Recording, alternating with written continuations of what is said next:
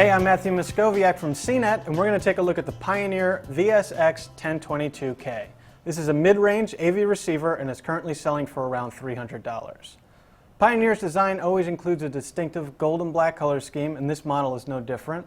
There's also a glossy black section in the center, and overall I'd say it's a little flashier than some other receivers, but whether that's good or bad is really a matter of taste. The included remote isn't that great as it's packed with tiny buttons, most of which you'll never use. Around back is the Pioneer's connectivity. It has 6 HDMI inputs, all on the back panel, which should cover most home theaters.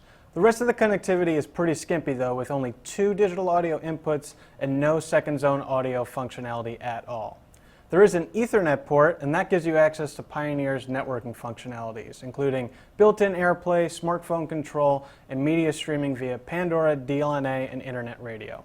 Although surprisingly, you can't actually update the Pioneer's firmware via the Ethernet connection, which pretty much every other networked AV receiver can do.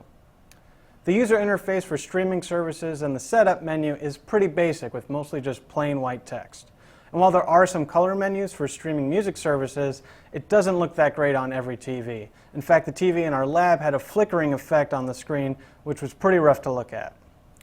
We had our resident golden ear Steve Guttenberg listen to the Pioneer, and he was mostly unimpressed. The automatic speaker calibration set the subwoofer level way too high, and even after making some manual tweaks, the sound was a little bland with movies, and it didn't fare much better with CDs either.